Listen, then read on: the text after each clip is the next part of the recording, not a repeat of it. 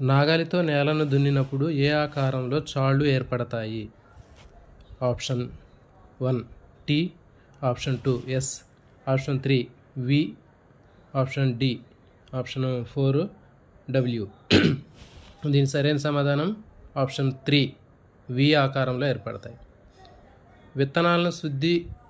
విత్తనాలను ఎప్పుడు రసాయన పదార్థాలతో శుద్ధి చేస్తారు?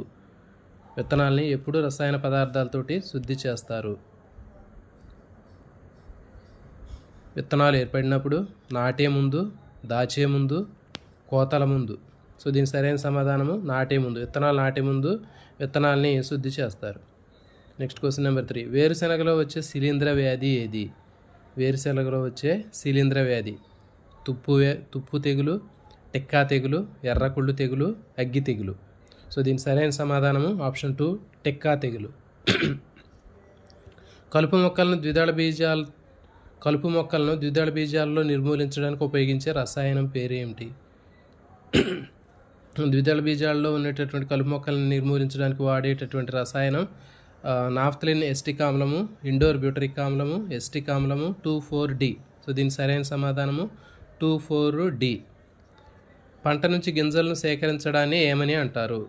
పంట కోతలు, పంట నూర్పిళ్ళు, నీటిపారుదల, కలుపు తీట. సో దీని సరైన సమాధానము పంట నూర్పిళ్ళు. మొదట వరి పంట రైతులు ఎవరికి పెడతారు? పిచ్చుకలు, గ్రద్దలు, కాకులు, కోళ్ళు. దీని సరైన సమాధానము పిచ్చుకలు. Next question number 7. నీటి లభ్యత తక్కువ ఉన్న ప్రదేశాల్లో ఉపయుక్తమైన నీటిపారుదల పద్ధతి ఏది? కాలువల పద్ధతి, యంత్రాల సహాయంతో చేసే పద్ధతి, బిందు సేద్యము, ట్యాంకర్ల ద్వారా చేసే పద్ధతి. సో దీని సరైన సమాధానము బిందు సేద్యము. టెక్కా తెగులు ఈ క్రింది పంటలో కనబడుతుంది: నిమ్మ, వేరుశెనగ, పొగాకు, tomato.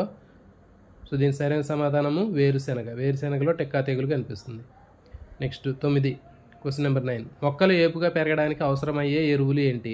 Nitrogen, manganese, molybdenum. Manganese, nitrogen, phosphorus. Option 3 phosphorus, nitrogen, ఇనుము. ఆప్షన్ 4 నైట్రోజన్, భాస్వరం, పొటాష్. సో దీని సరైన సమాధానము నైట్రోజన్, భాస్వరం, పొటాష్. Question number 10. విత్తనాలు వ్యాప్తి చెందడం గురించి సరైనటువంటి కానిది ఏదో గుర్తించండి. విత్తనాలు వ్యాప్తి చెందే పద్ధతిలో లేనటువంటిది ఏంటి అంటే మొక్కలు జీవించడానికి విత్తనాల వ్యాప్తి అనేది ముఖ్యమైన అవసరం.